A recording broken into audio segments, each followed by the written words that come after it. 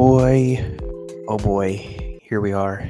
It is the aftermath of Milan Roma, guys. Wayne coming to meet you on this depressing type of day. We look at this and we try to figure out what's going on. What's the big issue? Is Mourinho going to be sacked after this? I think you have to jump right to that question. How does Roma possibly bounce back after this? They're playing the worst football I've seen in contemporary times. I don't know, since 2004, 2005. And I do know one thing that's certain is that if you keep on doing the same thing with the same formula and you expect different results, that's called insanity. So I'm interested to see what happens now. What steps do the Freakins do moving forward? Are there going to be any roster changes? Well, of course, Renato Sanchez, he's going to go back to Paris on loan, or his loan's going to be terminated. Is Mourinho going to still have a job I don't know, by Tuesday? I'm 50-50. I don't know, guys. And I think that when there's a problem in a football team, that culpability has to be shared. We can't say, oh, the players didn't get the tactics right today. Oh, they were garbage, this or that. Part of that's who's putting you out there and who's putting you in certain situations to accentuate your attributes. And today, I think that the team really needed Mourinho. And what did he do last Serie A match? He mouthed off to the officials, couldn't keep his cool, and you can't excuse that because that's part of professionalism. It's his job to be there. If it happens once in a blue, I understand that. But today, the boys needed their manager, their inspirational figurehead at the San Siro on the sidelines, spurring them on. And he's not there because he couldn't keep his cool in the 96th minute of a match last weekend. It's not acceptable. There has to be repercussions to that, whether those are internally and we know about that or not. We can't just excuse it because Jose has the best record and blah blah blah blah blah. That's not good enough. So if we look across the board, Roma have not gotten a person to cope without Dybala. There's zero creativity. Is that Mourinho's fault? Not exactly. Is it an issue when there's not a solution to a problem we know that's going to happen? Ultimately, it is the manager's job to do that. Did Pinto get Mourinho the right players? No. So it's not just I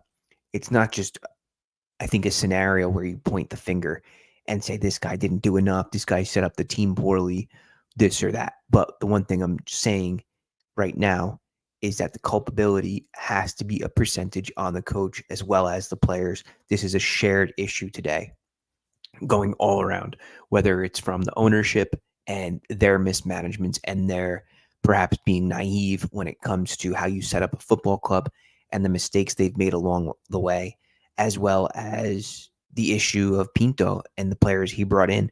Look, I understand Pinto got rid of a lot of dead weight. He got a lot of players who did not deserve to be in red and yellow. He got them out the door. He helped the club save on wages.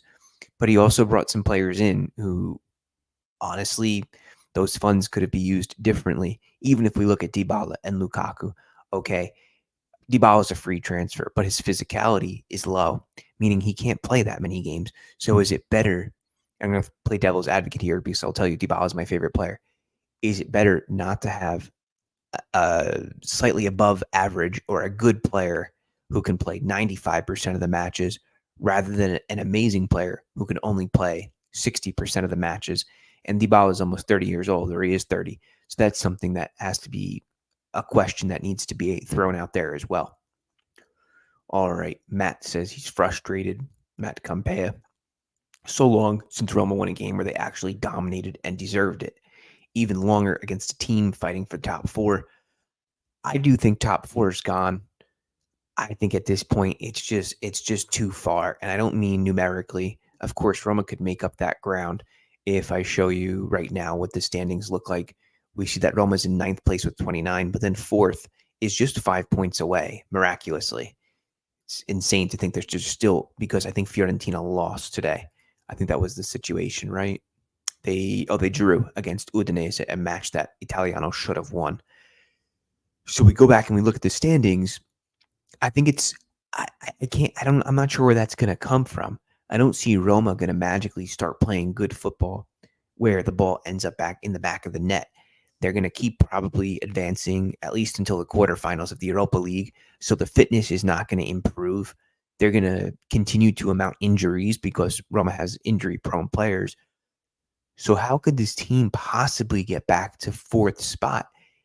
I don't see it. I think it's too far gone. I don't know if people say I'm an optimist. People say I have a way of like painting a good picture for the club. I just think I'm trying to be honest and hopeful. And that's, I think, different from optimistic. Optimistic is sometimes where you're disregarding reality to a certain degree. And I think that to disregard what I saw today would be unjust. It would show a lack of integrity for this channel. And we have to examine today's match and say this was a mess. This was an awful performance. You cannot go to San Siro and get beaten by this Milan, who was without like their entire starting defense, besides Teo Hernandez, by 3 goals, 3-1, one penalty. Okay. So to me, it's not good enough by anybody. We look at some of those salaries, whether it's Pellegrini, he had another ghost performance today. Paredes, who converts the penalty. Spinazzola, we know he's out the door. Gianluca Mancini, look, he's one of my favorite players. I know people like to gang up on him and say, oh, his antics, and he's just not he's not really that good of a player. I don't really agree with that. But I look at the wingbacks as well. They're another atrocious match. El Shaarawy, look, he's a sub at best. He's a rotational player. I love the guy. I love what he's done for the club. But the reality is that El Shaarawy's not the guy that you want as your Dybala replacement. You want somebody a little bit bigger. And Dybala comes on in like cup games and stuff like that and puts in a performance, you hope. The midfield, besides from Bove, who should have had a foul. Yeah, Cristante, I mean, he's going to miss out on the next match, and it's probably a good thing. Maybe perhaps he needs to rest a little bit more. But let's take a look. By the way, guys, I know it's a negative day, but I do want you just to remember, if you can, help out the channel. If you're new here, especially, remember to subscribe. So I appreciate that stuff. But today, I think the theme is what's wrong with Roma. What is their problem? What is the solution as well going forward? She's up. Darn. Anyway. Okay. Mourinho fired. Get rid of him. It's exhausting, Angelo says. I'm reading through just some of these comments. You want to bear with me. AG says he's at the point where he needs to see these players under a different coach. I need to know if they don't feel good in Mourinho's tactic, quote unquote, or they're actually not that good. And I think it's time. Look, I think that it's probably best if Mourinho separates from the club. I know that might be a shock for people who come to this channel, but the reality, I keep saying the reality, but in my opinion is not always reality. I don't think that these players mesh well with the manager. I don't think Pinto set Mourinho up for success. Do I think he could still go and be a great manager with another club? Yeah, but I think that in the time remaining on his contract, I don't think Roma is going to get there under Mourinho and with these players. I think that they're probably suited to a more offensive-minded coach. And you could say, yeah, but look what they do when they're in offensive areas. I get that. But I think the team needs the reins loosened on them a little bit. I think they need to be allowed to move more forward into spaces which inspire them with confidence rather than drills. Mourinho made a really good point in his last press conference, and he said, when your team is not as capable individually, your tactics need to be even more profound, because it's the tactics which will get you over the hump, which will get the better of the other team. If you look at a team like Real Madrid, Ancelotti doesn't really have disciplined tactics. He leaves it up to his players. And of course, this Roma is not even on the same stratosphere as that club. But I just don't think it's a good match anymore. I think that someone else probably needs to come in, whether that's a caretaker or someone else who's unemployed right now, who will be a bit of somebody who can provide a spark to these players. But Vijay says, how about playing players from the youth setup? Kungan, these guys are not that good. Maybe, but that's also difficult too. If you throw in youth players and they have bad performances and they get discouraged, that could be really negative for their growth. And you don't really want to do that. You don't want to take away any confidence that they would have had at the start. And then that can be a really bad situation for them for the next year or two. And how do they get out of that? That creates even more problems. AD, I think, is kind of along the same lines with me here. He says the journey is pointless for the club and for Mourinho. I love him, but I can't watch anymore. I respect Mourinho a lot. I think he's a guy who's taken this club to what should have been the second European trophy to their first Europa League trophy ever. That should have been last season. Season before that, he won the Conference League, which he should have. Roma were the best team in that tournament. Angelo says, "Can't we all disliked Eusebio Di Francesca and Pelota, but this is the worst." Val says, "Time for the Friedkins to send back all the useless loan players except Osmund, sorry. They should keep Mourinho to the last minute. He has to see out his contract and only use the Primavera players." And for the reasons I stated before, I don't think just throwing the young players out there is necessarily going to be a positive for their growth. There has to be a type of system. If that's something they want to do, then we'll discuss it. But I don't think that they want to do anything remotely like that, given that there's still all the players that you have who are on big salaries who can hopefully, the idea is settle the waters and get back to some stability for this club. Okay, I'm just going to click through some of these. Hi, Leo. Friedkins. Yes, Vincent, me too. Aval said Roma got rid of Veretout and Zaniolo and let Ibanez go. They got a lot of money for Ibanez and Zaniolo. They also profited off him and Veretout. I don't think Veretout is doing too much these days. It is a tough schedule that finally comes to an end. Jackie says, I love Mourinho, but offensively, Roma haven't been there. I think it's time for a full overhaul in the squad, some type of offensive identity, and I'll take less clean sheets and more 2-3, 4-3 score lines. Matt says he feels bad for Pinto because his job was hard to try and make a Champions League contending team with no budget. It is tough, but man, with Pinto, like I said, he did a good job at getting rid of players, at solidifying the wage bill. But one thing he didn't do is he didn't bring in quality. How could you bring in quality when you don't have much to work with? That's where scouting comes in. The job of a sporting director is not just to take care of wages and sign the obvious players, but it's also to seek talent and acquire them from unknown locations and often ones which are skipped over and not observed so closely, like Kvaratskhelia. So Napoli did a fantastic job on that. Why? Because their director, Gigantoli, he was great at eyeing and spotting talent. Okay, I'm not going to read each one of these word for word. I am going to throw them up on the screen. And as I read them, we could read them as well.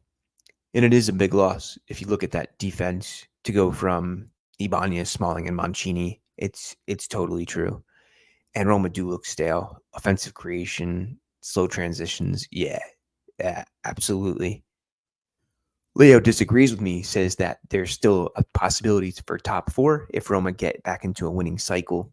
And Roma's now going to have much lesser opposition.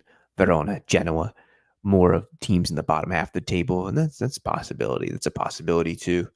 But I agree here with Young Dashi's a failed project. Solution is a hard restart. I like bold moves. I like when you come in and you swing hard. I think that's the only way forward. But look, I think in the comments, people are going to watch this after the fact. They're going to disagree with me. They're going to say, Wayne, Mourinho is not the problem. It's the players. It's totally the players. Look at who he has. Compare it to last season. That's why the fall off was there. That might be true. But it's also true that these players under Mourinho do not respond either to his antics, to his coaching, to his tactics, or his motivation. And right now, it seems like it's all of those. So what do you do from here? You make a change. You have to make a change for the sake of the club and for the sake of Mourinho. Because if he goes out in 8th, 7th place, that's terrible for him. That's a mess. That's wasting his time. So I think all around, that's what we're looking at. European spots. Yeah. A miracle. Vincent's not so confident in these. And I think I also want to bring up the point that when Roma weren't playing good, when they were playing very similar to the way they're playing today, they did lose against Genoa by 4-1. Yep, Mkhitaryan was a big mistake to lose out on him and let him go. But hindsight bias, I think a little bit. I look back at Mkhitaryan's contract situation. He wanted a lot of money and he was aging. And it's for the same reason I want those players to be gone today. Because Mkhitaryan is a unique situation. Inter Milan is perfectly built to to allow him to play a little bit less effort, to not demand such reliable performances and I guess athleticism. It's not as demanding. That's what I'm trying to say here. For him to play at Inter, he's got a lot of protection around him, a lot of runners who let him play the way that he does best. But at Roma, he would be required to do a lot more defensive duty. He would definitely be running a lot more. His qualities would not shine as well.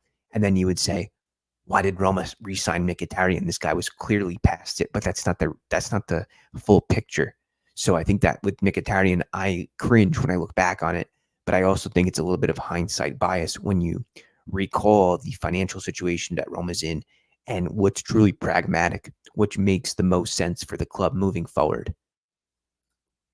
AD says the players he doesn't feel that don't feel good in the system is Zalewski. This is one thing that I've said as well. I got attacked by Mourinho fans, I don't know, obsessed people on Twitter when I suggested this, that he was playing way too deep, that he needed to be further up because as AD points out here, when he does play for Poland, he plays in an advanced role. He scores, he does better. I think this is one of those players who it's easy to say, get rid of him. He has equity. But in reality, I think when Roma move on to another manager, I think that he will be one of the guys who excels from that. And he's going to get older. He's going to develop. Once you take those a bit of a shorter leash, once you give him more room to play with, I think Zalewski could excel. And he's somebody who definitely needs much more confidence. I think that this way of deploying him as an outside back has really killed him. Look through some more of these comments here. Yeah, Italy might get that. We'll see what happens with the points, and it's a good point. That's a good thing to bring up, Vincent, is that it's not just fourth place, but maybe fifth place as well. So let's see. But this is Swala. This is a problem with the acquiring of these players. You know that these players are injury prone. Whether it's Sanchez, Dybala, Chris Smalling, there was no surprise. So at best, they become an excuse for Mourinho, who can say, okay, well, we didn't have these players. How can you expect me to win? That stinks. That stinks for the club. And this is my point in that it would have been better for Pinto to go and acquire players who are not as good, but cheaper, but have better physicality, because then at least you could build a little bit of continuity, because this ain't it. Bring it up. Yeah. Yep. That's true. Dybala had to be brought in to stop that loss against Cremonese, a Serie B squad in the Coppa Italia, which ended up being a waste of time. Can you maintain a charge on tip for when you consider the competition? You have inconsistent players in midfield and defense. The team has suffered from inconsistency of quality. Yeah, sure. Drop the 3-5-2. Yep, big summer coming up. Not obsessed. Cheer up. Stay positive. Thanks, bro. Thank you. Appreciate that. Matt says, good point about the fifth spot. Let's look at today's stats. Share this instead. Milan went with a makeshift defense here with Kjaer, who comes in off the bench. Gabbia in the center back role with Teo starting out left. Midfield was Adli, who opens up this game with his goal right through the center of the pitch. I don't know how he got that shot off. Reinders and Loftus-Cheek, who was a bit more advanced, number 8. He did a lot of dirty work for Pioli tonight. And it's his physicality, which again proved too much for Roma to handle, as it did in the first leg. Pulisic, he had a pretty good game, didn't he? Giroud and Leao. And so many times, Milan just looked in control. The back three, Llorente, Mancini, and Christensen. Spinazzola gets a rare start on the left, which is weird because I thought he was going to Saudi Arabia. Bove, Paredes, Cristante in the midfield three, with Salik on the right, who was given a lot more offensive movement freedom during this match with Lukaku and El Shaarawy up top. But the most interesting move from Mourinho today was the appointing of Svilar to take over from Rui Patricio. I didn't really think he did that bad a job. I know he let in 3 goals, but those goals were hard. It's really hard to accuse him of those. On the bench was Joao Costa, who some people thought was going to be starting. That proved to be false. He didn't even get in as a substitute. Belotti gets in there. It's a little too late, and Pellegrini comes in off of a bench role, the captain. And that's going to be a conversation, I think, for the summer. But let's see. I get we're bummed, but Roma's 5 points off fourth after the toughest stretch of the season. I don't think we need to sound off the alarms just yet. But I think it's the way that Roma's playing, Ioannis. This is what concerns me most. Is their approach? Is their lack of creativity? The way that they're playing to me is discouraging. And I think this is why when I look at it and you have to ask me like an honest reply, why I think it's best that Mourinho and Roma split up and go different ways. I think that the team needs something different. I don't think this is the best pair. I think that Pinto hasn't gotten Mourinho the type of players that he needed. I don't just mean good players. I mean players who play a certain position, a certain type of role, a certain standard of playing. And this is not these guys. Is it fair that Matic decided to go to Rennes in the last week or two of the Mercato? No. Is it fair that Smalling has chronic injuries, that Dybala barely plays, or I should say that Smalling barely plays and Dybala has chronic injuries? No, that's not fair either. But yeah, Lukaku definitely suffered from players who do not know how to feed him the ball. Why haven't Roma switched to the back four? That's a really good question. I don't know the thinking of Mourinho, why he keeps on playing this 3-5-2, but I trust him. Mourinho knows a heck of a lot about football, and if he sees that this is his players who play this module the best way, I trust it. Maybe. I don't. It's tough. It's tough for me to say. If they can go and actually do some things in the summer, then I think that's another discussion. But if it's another summer where not Pinto, but the next sporting director only has like a couple million to work with and the rest have to be players brought in on loan, man, then it's just going to be the same results. Yep. A lot of you guys are correct here. They don't take advantage of the opposition defense being out of position after failed attack. Yes, Vijay's here. He says, as a club, Roma needs to go with youth and be okay with being in the mid-table for a few years. And if Roma need to part ways with Jose, that's okay. Follow the Borussia Dortmund formula. I wish, man. Wish that Roma would start to look at the way that Ajax grows their players and acquire a B team. I think the Friedkins need to do that. I think they need to shuffle towards a different direction because I think that this getting free transfers in and trying to spread quality across the board, it's just not working. I'd rather 2-3 years of hard matches and hard games to watch rather than the next decade of mediocrity. That's not fair to fans either, because if you just keep going with this policy, it's going to be the same thing. It's going to be like Groundhog's Day, same exact. AD says he doesn't understand why when the wingbacks go forward, there is no single player to secure them in case they lose the ball. So like someone to mark the space that they were occupying. Many counters, yeah, like Leao took big advantage of Roma this way today. Time and time again, right? Pulisic, this is why Pulisic had such a good game because he was able to occupy that space. I'm not sure about the tactic on that. I think it's because Roma did need to get a goal from the majority of the match because Milan scored early. But guys, if you're new here, I think some of you are, please remember to subscribe to this channel. Definitely leave a like on this video and leave some comments. I'm going to get to the last few here before we sign off. We're about 25 minutes in. This is a funny comment. Yeah, Megan Thee Stallion definitely impacting Lukaku's mojo. Agree, Matt. Agree.